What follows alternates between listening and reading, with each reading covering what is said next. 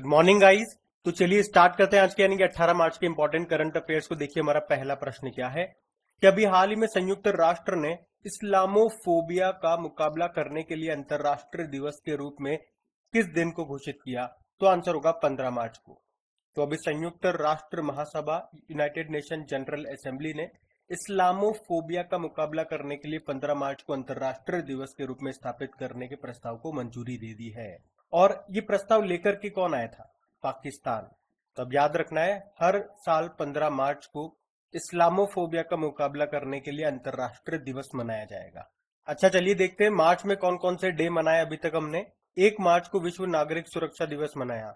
1 मार्च को ही zero discrimination day, शून्य भेदभाव दिवस मनाया। 2 मार्च को सिविल लेखा दिवस, सिविल अकाउंट्स डे मनाया। 3 मार्च को वर्ल्ड वाइल्ड लाइफ डे, विश्व वन्यजीव दिवस मनाया। 3 मार्च को ही वर्ल्ड हियरिंग डे मनाया। 4 मार्च को विश्व मोटापा दिवस, वर्ल्ड ओबेसिटी डे मनाया। और 4 मार्च को ही राष्ट्रीय सुरक्षा दिवस मनाया। 7 मार्च को जन औषधि दिवस मनाया। 7 मार्च को विश्व टेनिस दिवस मनाया। 8 मार्च को अंतर्राष्ट्रीय महिला दिवस मनाया। 9 मार्च को धूम्रपान निषेध दिवस मनाया। 10 मार्च को वर्ल्ड किडनी डे मनाया। और अभी 10 मार्च को हमने अंतर्राष्ट्रीय महिला न्याय दिवस भी मनाया था। फिर 14 मार्च को अंतर्राष्ट्रीय गणित दिवस मनाया। 14 मार्च को ही नदियों के लिए अंतर्राष्ट्रीय कार्य दिवस मनाया हमने। 15 मार्च को विश्व उपभोक्ता अधिकार दिवस, वर्ल्ड कंज्यूमर राइट डे मनाया। और अभी 16 मार्च को राष्ट्रीय टीकाकरण दिवस हमने मनाया था। तो मार्च के अभी तक ये सारे डेज हम मना चुके हैं। और मैंने आपको पहले भी बताया है, जनवरी और फरवरी के जितने भी इंपॉर्टेंट डेज है विद थीम, मैंने उसका सेपरेट वीडियो अपलोड कर दिया है। तो अगर आपने उसे नहीं देखा तो जरूर देख लीजिएगा। और अब तो टॉपिक वाइज आपके करंट अफेयर्स की सीरीज भी हम लोगों ने स्टार्ट कर, जिसमें जनवरी के सारे टॉपिक वाइज करंट अफेयर्स हम अपलोड कर चुके हैं। अभी फरवरी के अपलोड हो रहे हैं। जैसे कल रैंकिंग एंड इंडेक्सेस, यानी कि फरवरी में जितने भी रैंकिंग एंड इंडेक्सेस से क्वेश्चन हमने पढ़े हैं, उन सभी क्वेश्चंस को कलेक्ट करके एक कंप्लीट वीडियो बना दिया है। उस वीडियो में आपको उसी से रिलेटेड क्वेश्चन मिलेंगे जो उस मंथ में आपने पढ़े हैं। मंथली वाइज हम क्लियर कर रहे हैं ताकि कोई भी क्वेश्चन नहीं छूटेगा।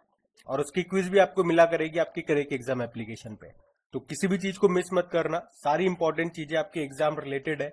और अगर सीरीज अच्छी लगती है, मेहनत अच्छी लगती है, तो प्लीज वीडियोस को सपोर्ट जरूर करना। अभी हम बढ़ते आगे।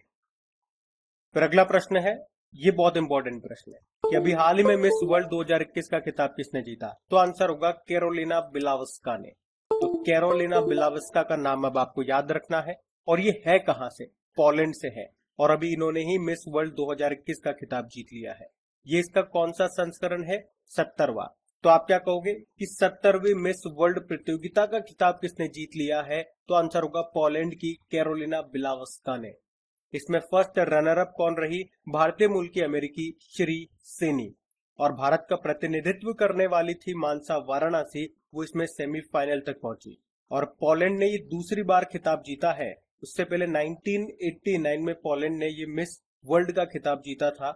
और किसने जीता था? अनिता क्रिगलिका ने। लेकिन वो नाम हमारे लिए इंपॉर्टेंट नहीं है, एग्जाम पॉइंट ऑफ व्यू से बात करें तो मोटा मोटा आपको याद रखना है, मिस वर्ल्ड 2021 का जो ये 70वां खिताब है किसने जीत लिया? कैरोलिना बिलावस्का ने। और ये कहां से है? ये पोलैंड से है। ये आपको याद रखना है। और इसी तरह से आपको याद होगा अभी 70वें मिस यूनिवर्स का खिताब किसने जीता था? एक भारतीय ने जीता था, उनका नाम है हरनाज कौर संधू।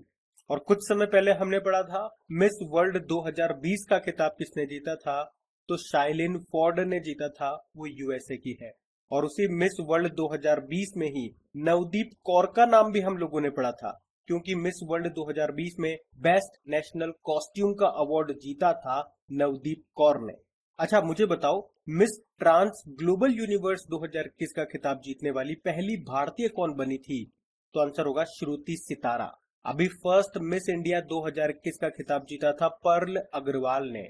अगर आपसे पूछे मिस अर्थ इंडिया 2021 का खिताब किसने जीता? रश्मि माधुरी ने। अगर आपसे पूछे मिस वर्ल्ड वाइड क्वीन का खिताब किसने जीता? पूजा बदलानी ने।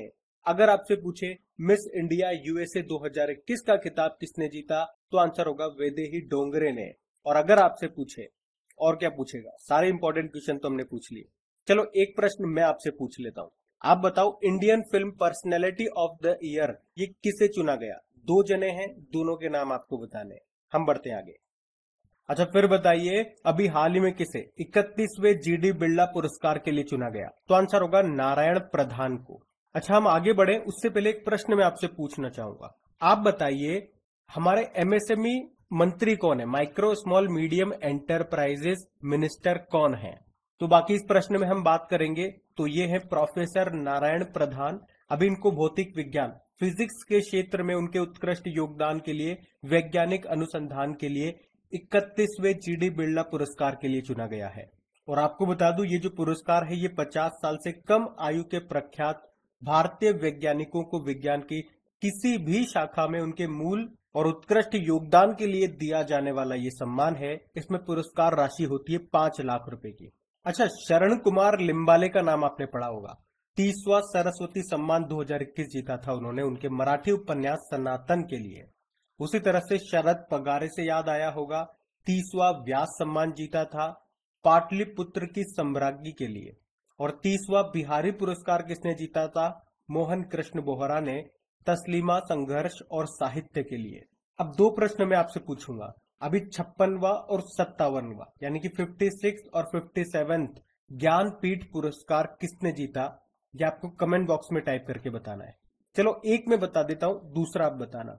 56वां ज्ञानपीठ पुरस्कार जीता था नीलमणि फूकन ने, जो एक असमिया कवि है। अब 57वां वाले का आंसर आप कर दो, हम बढ़ लेते हैं आगे।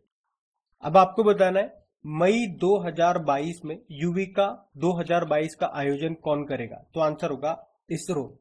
तो युविका का मतलब होता है युवा वैज्ञानिक कार्यक्रम, यंग साइंटिस्ट प्रोग्राम। वैसे ये जो कार्यक्रम है ये 2019 में शुरू हुआ था, जिसका उद्देश्य क्या है? युवाओं को अंतरिक्ष के क्षेत्र में प्रशिक्षण देना, ट्रेनिंग देना। और इस कार्यक्रम में हर राज्य से 3 स्टूडेंट्स को सेलेक्ट किए जाते हैं जो कि 9वीं क्लास के छात्र होते हैं। तो यही पूछ रहा है प्रश्न में कि युविका का आयोजन कौन करता है? इसरो करता है। अच्छा अभी हम लोगों ने पढ़ा भी था, चलो आप बताओ उत्तर भारत का पहला अंतरिक्ष केंद्र किस विश्वविद्यालय में शुरू किया गया? तो आंसर होगा जम्मू यूनिवर्सिटी में। और अगर आपसे पूछे कि Vikram Sarabhai children innovation centre ये कहां पे स्थापित किया गया? तो आंसर होगा गुजरात में। वैसे भी विक्रम साराभाई स्पेस सेंटर के नए डायरेक्टर बन गए। कौन? डॉक्टर उन्नी कृष्णन। उन्होंने स्थान लिया एस सोमनाथ का, जो कि अब क्या बन चुके हैं? इसरो के 10वें प्रमुख बन चुके हैं। देखो इसरो मतलब क्या होता है? इंडियन स्पेस रिसर्च ऑर्गेनाइजेशन, जिसकी स्थापना होती है 1969 में। आपने कहा चेयरमैन कौन बन गए हैं? एस सोमनाथ बन गए हैं। इन्होंने किनका स्थान लिया था? के सिवन का, जिनको रॉकेट मैन ऑफ इंडिया के नाम से भी जाना जाता है। मोटो क्या है इसरो का? Space technology is in service of human kind. और अभी 2022 का इसरो ने अपना पहला सैटेलाइट लॉन्च किया था EOS-04 यानी कि अर्थ ऑब्जर्वेटरी सैटेलाइट 04 नाम से। किस रॉकेट से भेजा था? PSLV-C52। अच्छा आप मुझे बताओ भारत से ब्रह्मोस सुपरसोनिक क्रूज मिसाइल खरीदने वाला पहला देश कौन सा बन गया? तो आंसर होगा फिलीपींस। और ब्रह्मोस एरोस्पेस के MD CEO कौन बने थे? अतुल दिनकर राणे। अच्छा भारत और जापान का एक चंद्र मिशन है, उसका नाम क्या है? ल्यूपेक्स। ल्यूपेक्स मतलब लूनार पोलर एक्सप्लोरेशन मिशन। तो याद रखना ये। बढ़ते आगे। बताइए हाल ही में 2050 तक शुद्ध शून्य कार्बन उत्सर्जन का लक्ष्य निर्धारित करने वाला पहला दक्षिण एशियाई शहर कौन सा बन गया है? तो आंसर होगा मुंबई। तो मुंबई ने 2050 तक शुद्ध शून्य कार्बन उत्सर्जन का लक्ष्य रखा है और इसी के साथ ऐसा लक्ष्य निर्धारित करने वाला ये दक्षिण एशिया का पहला शहर बन गया है। और आपको बता दूं जापान ने भी, हमने पढ़ा था, शून्य कार्बन उत्सर्जन का लक्ष्य कितना रखा था? 2050 ही रखा था। अच्छा वैसे भारत का शुद्ध शून्य कार्बन उत्सर्जन का लक्ष्य कब का है? 2070 का है। और भारत का ऊर्जा स्वतंत्र बनने का, एनर्जी इंडिपेंडेंट का लक्ष्य कितना है? 2047 का। चलो एक प्रश्न का उत्तर आप दे दो। अभी पहली भारतीय प्लास्टिक वेस्ट न्यूट्रल यानी कि पहली प्लास्टिक कचरा तटस्थ FMCG कंपनी कौन सी बन गई थी? तो आंसर होगा डाबर। अच्छा मुंबई की बात कर ले तो मुंबई ये महाराष्ट्र की कैपिटल है और महाराष्ट्र को तो कल परसों ही हम लोगों ने डिस्कस किया डिटेल में। आज कुछ बेसिक प्रश्न मैं आपसे पूछता हूँ, करंट अफेयर्स के सारे प्रश्न हैं, उत्तर देते जाना। पहले तो आप ये बताओ सिंपल सा प्रश्न कि किसानों की आय को दोगुना करने का लक्ष्य हमारी सरकार ने कब का रखा था? तो आंसर होगा 2022 का। और 5 ट्रिलियन इकोनॉमी बनने का लक्ष्य कब का रखा था? 2024-25 का। अच्छा, मलेरिया को खत्म करने का हमारा लक्ष्य कब का है? 2030 का है। वैसे मलेरिया डे हम 25 अप्रैल को मनाते हैं, और 25 से याद आएगा 2025, जो कि लक्ष्य है टीबी को खत्म करने का। और वैसे टीबी डे कब मनाते हैं? 24 मार्च को। और 24 से याद आएगा 2024, ये हर घर जल का लक्ष्य है। अच्छा, 2024 से ही आपको याद आएगा, अभी केंद्र सरकार ने कृषि क्षेत्र में डीजल को अक्षय ऊर्जा यानी कि ग्रीन एनर्जी से बदलने का लक्ष्य भी रखा था 2024। और आपको याद होगा, प्रधानमंत्री आवास योजना ग्रामीण को भी मार्च 2024 तक बढ़ा दिया गया है। पहले इसका लक्ष्य कब का था? 2022 तक का था। सभी के लिए आवास इसका लक्ष्य है। और वैसे ये प्रधानमंत्री आवास योजना ग्रामीण कब शुरू हुई थी? 2016 में। तो ये सारे पॉइंट आप ध्यान रखना। पढ़ते हैं आगे। फिर आपको बताना है, अभी हाल ही में हुरुन ग्लोबल रिच लिस्ट 2022 के अनुसार सेल्फ मेड अरबपतियों के मामले में दुनिया में भारत कौन से स्थान पर है? तो आंसर होगा तीसरे स्थान पे। तो अभी हाल ही में जारी हुरुन ग्लोबल रिच लिस्ट 2022 में टॉप 10 में एकमात्र भारतीय कौन है? पहले तो ये याद रखो, मुकेश अंबानी है 9th नंबर पे। उसके बाद गौतम अडानी आते हैं, लेकिन वो 12वें नंबर पर है। टॉप 10 में तो एक ही भारतीय है। और टॉप में सबसे अमीर आप जानते ही कौन होंगे? स्पेस एक्स और टेस्ला के संस्थापक फाउंडर एलन मस्क। सेकंड पे अमेजन के संस्थापक जेफ बेजोस, और तीसरे पे आते हैं बर्नार्ड अर्नोल्ड। लेकिन प्रश्न हमसे क्या पूछ रहा है? सेल्फ मेड अरबपतियों के मामले में भारत कौन से स्थान पर है? तीसरे स्थान पर है। तो भारत में 119 सेल्फ मेड अरबपति हैं। वहीं चाइना 1050 सेल्फ मेड अरबपतियों के साथ लिस्ट में टॉप पर है। और दूसरे नंबर पे अमेरिका है, जहां पे 523 सेल्फ मेड अरबपति है। सेल्फ मेड मतलब खुद के दम पे बने हैं वो। अच्छा, भारत में अगर बात करें, सबसे अमीर आपने कहा मुकेश अंबानी है, 103 अरब डॉलर की संपत्ति है इनकी। भारत के साथ साथ पूरे एशिया में भी टॉप सबसे अमीर है ये। और भारत में दूसरे सबसे अमीर कौन हो गए? अडानी ग्रुप के गौतम अडानी हो गए। और नायका की जो संस्थापक है फाल्गुनी नायर, ये भारत में सबसे नई अरबपति बनी है। तो ये 2-4 मैंने क्वेश्चन आपको अलग अलग पॉइंट से बता दिए, इनको ध्यान रखना। बढ़ते आगे। फिर बताइए, हाल ही में जारी एक रिपोर्ट के अनुसार किस राज्य का मातृ मृत्यु अनुपात यानी कि मैटरनल मोर्टेलिटी रेशो ये सबसे कम है? किस राज्य का? केरल का। तो मातृ मृत्यु दर इंग्लिश में कहेंगे तो मैटरनल मोर्टेलिटी रेशो। अच्छा, पहले तो ये क्लियर कर लो कि इसका मतलब क्या होता है।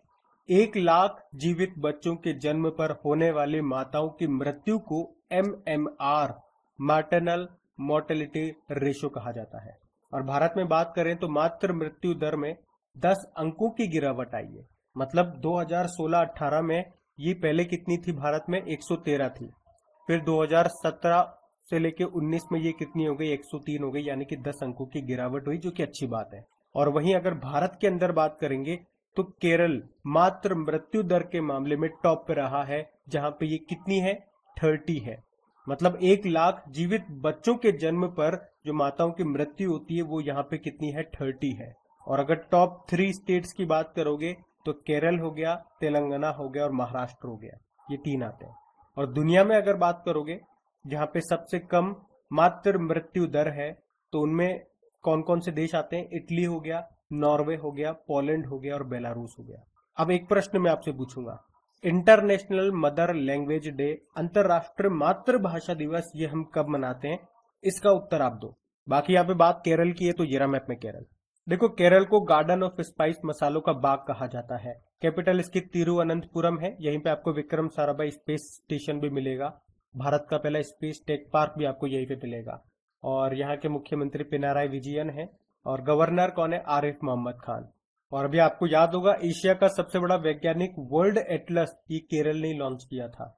और अभी केरल ने नीलांबुर में वन उत्पादों को बेचने के लिए एक ब्रांड लॉन्च किया था, जिसका नाम है अदावी ब्रांड। अच्छा, केरल का पहला कारवान पार्क ये कहाँ पे खुला? इडुक्की जिले में। और याद रखना, अगर पूछा जाए किस राज्य में पहली विश्व बधिर T20 क्रिकेट चैंपियनशिप 2023 का आयोजन होगा, तो आंसर होगा केरल में। केरल के तिरुअनंतपुरम में होगा ये। अच्छा बताइए, भारत का पहला श्रमिक आंदोलन संग्रहालय कहाँ पे खोला गया? तो आंसर होगा केरल में ही। और भारत का पहला मेडिकल डिवाइस पार्क ये भी आपको मिलेगा केरल में। तो ये सब ध्यान रखना पॉइंट्स। बढ़ते आगे। फिर बताइए, अभी हाल ही में किस राज्य के कक्षा 6 से लेकर 12वीं तक के छात्रों को भगवत गीता पढ़ाई जाएगी? तो आंसर होगा गुजरात। तो अभी गुजरात सरकार ने राष्ट्रीय शिक्षा नीति के तहत स्कूलों में बच्चों को श्रीमद् भगवत गीता पढ़ाने का फैसला किया है। कौन सी कक्षा से कौन सी कक्षा तक? 6ठी से लेकर 12वीं तक। तो नई शिक्षा नीति के तहत प्रदेश के सभी स्कूल बच्चों को भगवत गीता के सिद्धांत और मूल्य पढ़ाएंगे।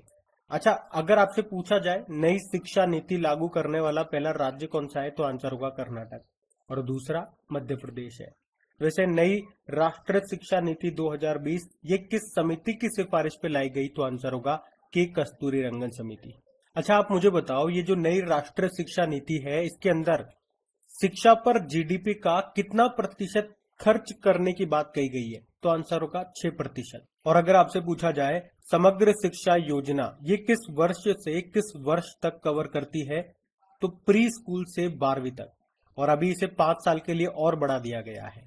इसे 3 योजनाओं को मिलाकर के तैयार किया गया था, राष्ट्रीय माध्यमिक शिक्षा अभियान, सर्व शिक्षा अभियान और टीचर एजुकेशन। और शिक्षा का अधिकार ये किस वर्ष से संबंधित है, 2009 का अधिनियम जो कि लागू हुआ था 2010 में। और किस मंत्रालय का नाम शिक्षा मंत्रालय कर दिया गया था, मानव संसाधन विकास मंत्रालय। अच्छा, शिक्षा किस सूची का विषय है, समवर्ती सूची का। वैसे मूल संविधान में ये राज्य सूची का विषय था। अब यहां से भी प्रश्न बन जाएगा कि किस संविधान संशोधन के द्वारा समवर्ती सूची का इसे विषय बनाया गया। 42वां संविधान संशोधन 1976 के द्वारा। और अभी आपको याद होगा केंद्र सरकार ने अभी 1 अप्रैल 2022 से 31 मार्च 2027 तक 100% साक्षरता हासिल करने के लिए नव भारत साक्षरता अभियान शुरू करने की घोषणा की थी। और शिक्षा की बात है तो 2 अपॉइंटमेंट याद रखना। एक तो सीबीएसई के अभी नए अध्यक्ष बन गए हैं विनीत जोशी, और एनसीईआरटी के नए डायरेक्टर बन गए हैं दिनेश प्रसाद सकलानी। आपके शिक्षा मंत्री तो धर्मेंद्र प्रधान है। ध्यान रखना ये सब। पढ़ते आगे। चलिए बताइए अभी हाल ही में किस देश में महात्मा गांधी ग्रीन ट्रायंगल का उद्घाटन किया गया है, तो आंसर होगा मेडागास्कर। तो अभी आजादी के अमृत महोत्सव को चिन्हित करने के लिए मेडागास्कर में महात्मा गांधी ग्रीन ट्रायंगल का अनावरण किया गया। अभी मेडागास्कर में भारत के जो राजदूत हैं, कौन, अभय कुमार, उन्होंने इस ग्रीन ट्रायंगल का उद्घाटन किया। यहाँ पे ग्रीन शब्द ये सतत विकास, सस्टेनेबल डेवलपमेंट और पर्यावरण को बचाने के लिए उनकी प्रतिबद्धता को दर्शाता है। तो उन्होंने कहा कि इस पार्क का नाम महात्मा गांधी ग्रीन ट्रायंगल रखना महात्मा गांधी जी को एक उपयुक्त श्रद्धांजलि है। मेडागास्कर की बात है तो ये रहा मैप में मेडागास्कर। कैपिटल क्या है इसकी, एंटानानारियो है, और करेंसी है मलागासी एरेरी। प्रेसिडेंट है एंड्री राजो एलिना। ध्यान रखना ये भी। बढ़ते आगे। फिर बताइए अभी हाल ही में रिलायंस रिटेल ने बिग बाजार की जगह किसे लॉन्च करने की घोषणा की है, तो आंसर होगा स्मार्ट बाजार। एक्चुअली में अभी रिलायंस ने फ्यूचर रिटेल के जो स्टोर्स हैं जिसे आप बिग बाजार के रूप में जानते हो, उनका संचालन अपने हाथों में ले लिया है। और अब रिलायंस इन स्टोर्स का नाम बदल रहा है, यानी कि अब जहां पे बिग बाजार के स्टोर है वहां पे अब आपको बिग बाजार की जगह स्मार्ट बाजार लिखा दिखाई देगा। तो इसका नाम अब क्या हो जाएगा, स्मार्ट बाजार हो जाएगा बिग बाजार से। ये ध्यान रखना। बढ़ते आगे। बताइए अभी हाल ही में किस बैंक ने IFR एशिया अवार्ड्स 2021 में Asian bank of the year का अवार्ड जीता, तो आंसर होगा एक्सिस बैंक। तो भारत का तीसरा सबसे बड़ा प्राइवेट बैंक है एक्सिस बैंक, जिसे एशियाई निवेश बैंकिंग क्षेत्र में व्यापक कवरेज और विशेषज्ञता की गहराई के लिए IFR एशिया के एशियाई बैंक ऑफ द ईयर से सम्मानित किया गया। और इस साल बैंक ने फाइनेंस एशिया एंट्री अवार्ड्स में भारत में सर्वश्रेष्ठ DCM हाउस का पुरस्कार भी जीता। और विश्व स्तर पर बात करेंगे तो मॉर्गन स्टैनली को IFR एशिया अवार्ड्स 2021 में bank of the year award से सम्मानित किया गया था। अच्छा, नाबार्ड से आपको याद आता होगा, इसने प्राकृतिक खेती को बढ़ावा देने के लिए भी जीवा कार्यक्रम शुरू किया था। और जम्मू कश्मीर बैंक ने SHG self help group bank linkage के लिए राष्ट्र पुरस्कार जीता था। और बैंक ऑफ महाराष्ट्र हमने पढ़ा था, अभी ये उड़ीसा में प्रोजेक्ट बैंक सखी लॉन्च करेगा। देखो एक्सिस बैंक की बात करें तो हेडक्वार्टर इसका मुंबई में है और इसके MD CEO अमिताभ चौधरी है। टैगलाइन होती है बढ़ती का नाम जिंदगी। और आपको याद होगा अभी देश में पॉइंट ऑफ सेल मशीन स्थापित करने वाला दूसरा सबसे बड़ा बैंक यही बना था। अभी वियर एन पे कॉन्टेक्टलेस पेमेंट वियरेबल डिवाइस भी इसने लॉन्च किया था। उसके अलावा एक्सिस बैंक ने बायोमेट्रिक आधारित बैंकिंग भुगतान के लिए मिंकासुपे के साथ समझौता भी किया था। और अभी इसने IBS intelligence global fintech innovation award 2021 भी जीता था। उसके अलावा एक्सिस बैंक ने house work is a work नाम से एक पहल भी शुरू की थी। तो ये सब ध्यान रखना, बढ़ते आगे। चलिए बताइए, वित्त वर्ष 2022-23 में मूडीज के अनुसार भारत की GDP ग्रोथ रेट कितनी रहेगी? तो आंसर होगा 9.1%। तो अभी वर्ल्ड रेटिंग एजेंसी है मूडीज, इसने वित्त वर्ष 2022-23 के लिए भारत की GDP ग्रोथ रेट 9.1% रहने का अनुमान लगाया है। तो बात करेंगे कल के वीडियो में पूछे गए प्रश्न के उत्तर की। तो कल आपसे पूछा था कि देश में पहला चाइल्ड बजट पेश करने वाला पहला राज्य कौन सा बन गया? तो आंसर होगा मध्य प्रदेश। आप सभी ने प्रश्न का बिल्कुल सही उत्तर दिया है। और गाइज एक बार फिर से याद दिला दूं, सेशन अच्छा लगा है तो प्लीज इसे सपोर्ट जरूर कीजिए अपने दोस्तों के साथ में शेयर करके। लाइक करना मत भूलिएगा। और आपकी प्रैक्टिस के लिए इन सभी क्वेश्चंस का क्विज बना करके अपलोड कर दिया। इसकी PDF भी आपको मिल जाएगी। कहाँ पे? आपकी क्रैक एग्जाम एप्लीकेशन में, जिसका लिंक आपको नीचे डिस्क्रिप्शन में मिल जाएगा। टेलीग्राम यूज करना चाहते हो तो उसका लिंक भी आपको नीचे डिस्क्रिप्शन में मिल जाएगा। अब ये रहा आज का आपका होमवर्क प्रश्न।